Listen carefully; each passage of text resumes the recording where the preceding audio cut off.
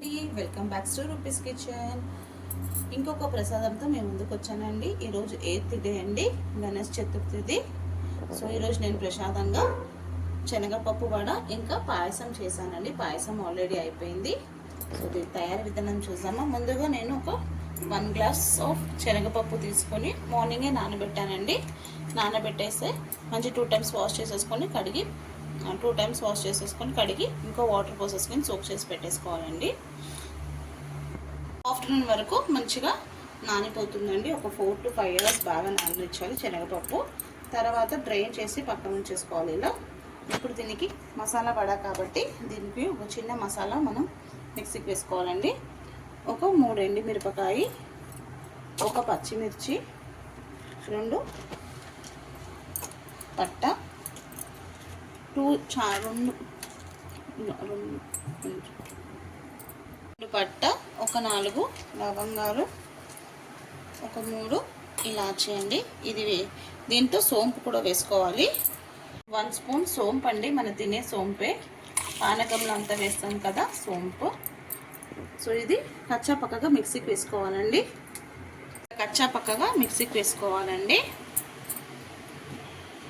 దేంట్లో మసాలా వేసుకున్నామో దాంట్లోనే ఇంకా శనగపప్పు కూడా మిక్సీకి వేసుకోవాలండి. చిన్న జార్లో వేసుకుంటే చిన్న జార్లో వేస్తే తొందరగా మంచిగా ఇలా మిక్స్ అయిపోతుందండి. అదే పెద్ద జార్ అంటే ఊరికి అస్తమానం తీస్తూ దాన్ని కలుపుతూ ఉండాలి. సో చిన్న జార్లో వేసుకుంటే మంచిగా తొందరగా అయిపోతుంది. నేను ఎక్కువగా కచ్చా పక్కగానే ఇది కూడా మిక్సీకి వేసుకున్నానండి. పప్పుగా మీకు కనిపిస్తుంది చూడండి. ఇక్కడ ఇది మసాలా వడ కాబట్టి మనం మినప్పప్పు వడలు చేసేటప్పుడు స్మూత్గా చేసుకుంటాం కదా, సో అలా చేసుకోవద్దు. ఇలా కొంచెం కచ్చా పక్కనే ఉండాలి. ఇలా మొత్తం మిక్సీకి వేసేసుకోవాలండి. ఇలా మంచిగా మెత్తగా కొంచెం పప్పుగా వేసుకోవాలి. మిక్సీ ఇవి పప్పుగా వేసుకోవాలండి. సో ఇప్పుడు దీంట్లో కొత్తిమీర, కరివేపాకు కొంచెంగా అన్ని, కొంచెం కొత్తిమీర, కొంచెం కరివేపాకు, కొంచెం పుదీనా వేసి సన్నగా కట్ చేసేసుకొని దీంట్లో వేసేసుకోవాలండి. మనం మిక్సీకి వేసుకున్న మసాలా అది కూడా దీంట్లోనే వేసేయాలి. సోంపు వేయే వలన మనకి కొంచెం డైజెషన్ అవుతుంది. సో అందుకని చెప్పేసి సోంపు వేసాను. అట్లనే దీంట్లో టేస్టింగ్కి తగినంత ఉప్పు, ఇంకా నేను 1 స్పూన్ బియ్యం పిండి వేసుకున్నానండి. బియ్యం పిండి వేస్తే మంచిగా క్రిస్పీగా బాగా వస్తుందని చెప్పేసి బియ్యం పిండి వేసాను. అసలు వాటర్ వేయొద్దండి. వాటర్ వేయకుండా మిక్సీ వేసుకోవాలి. ఎందుకంటే మనం వాటర్ వేసే అవసరం పడదు, ఎందుకంటే శనగపప్పు బాగా నానిపోయింది కదా, అందుకని చెప్పేసి. సో ఇలా అంతా మంచిగా కలిపేసుకోవాలండి. వీడియో ఫుల్గా చూడండి, ఎక్కడ స్కిప్ చేయకుండా. అప్పుడే నేను ఎలా చేశానో అంతా మీకు క్లియర్గా అర్థమవుతుంది. అలాగే ప్లీజ్ లైక్ కూడా చేయండి, కామెంట్ కూడా చేయండి ఎలా ఉందో అని చెప్పేసి. ఇలా బాగా కలిపేసుకోవాలండి. ఇప్పుడు ఆయిల్ వేసేసుకోవాలి. డీప్ ఫ్రైకి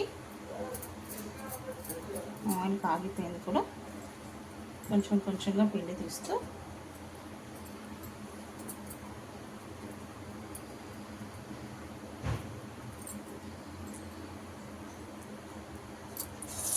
మళ్ళీ డ్రాప్ చేసేయాలండి ఒక్కొక్కటిగా.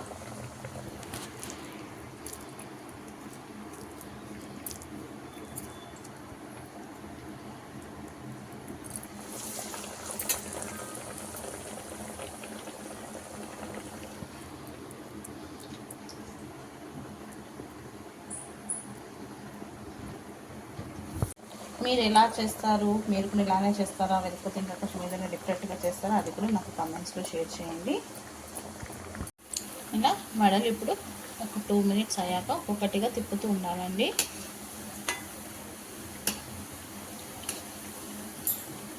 ప్రసాదానికి అని చెప్పేసి నేను ఆనియన్ వేయలేదండి. అదే నార్మల్గా మనం ఎప్పుడైనా తినాలనిపిస్తే అప్పుడు ఆనియన్, ఇంకా దీంట్లో సోయకూర వేసినప్పుడు ఇంకా చాలా బాగుంటుంది. నాకు ఏం దొరకలేదు కాబట్టి నేను వేయలేదు. ఓన్లీ పుదీనా, కొత్తిమీర, కరివేపాకే ఉండేయండి. సో దాంట్లోనే వేసాను, సారీ. సో మీకు సోయకూర ఏదైనా అవైలబుల్గా ఉంటే సో అది కూడా వేయండి. ఉల్లి పొరక అది కూడా వేస్తే చాలా బాగుంటుంది ఇంకా టేస్ట్. నేను అది ఇంకొకసారి మళ్ళీ ఎప్పుడు నేను ఇంట్లో చేసేటప్పుడు చేసి చూపిస్తాను. చూడండి ఇలా మంచిగా లైట్ బ్రౌన్ కలర్ వచ్చేటప్పుడు తీసేసేయాలి. మంచిగా ఫ్రై చేసుకొని ఇలా ఒక్కొక్కటిగా నేను టిష్యూ పేపర్లో తీసేస్తున్నాను. ఎక్స్ట్రా ఆయిల్ ఏమైనా ఉంటే కూడా వచ్చేస్తుంది.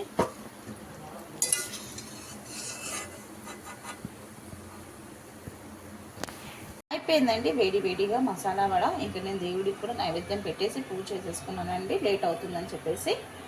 సో ఇంకా ఎందుకండి లేట్, మీకు కూడా నచ్చినట్టయితే మీరు కూడా ఒకసారి డెఫినెట్గా ఇలా ట్రై చేయండి. ఏ రెసిపీ అయినా లవ్తో కేర్తో చేస్తే సింపుల్ రెసిపీ కూడా సూపర్ రెసిపీ అవుతుందండి. అయితే లైక్ చేయండి, షేర్ చేయండి. కొత్తగా ఎవరైనా మన ఛానల్ని చూస్తే సబ్స్క్రైబ్ చేసుకోండి. అలాగే మీ ఫ్యామిలీ అండ్ ఫ్రెండ్స్కి మన ఛానల్ని కూడా షేర్ చేయండి. మీ రూపీస్ కిచెన్ ప్రసాదంగా వడలు ఇంకా సగ్గుబియ్యం పాయసం కూడా చేశానండి. ఎంతమందికి ఇలా ఇష్టం అండి సగ్గుబియ్యం పాయసం ఇంకా వడలు కాంబినేషన్ చాలా బాగుంటుందండి. ఈ వడ దీంట్లో తుంచుకొని ఇలా ముంచుకొని తింటే ఇంకా చాలా బాగుంటుంది. మీలో ఎవరైనా ఇలా ట్రై చేశారా? ట్రై చేయకపోతే ఒకసారి డెఫినెట్గా ట్రై చేయండి, చాలా బాగుంటుందండి కాంబినేషన్.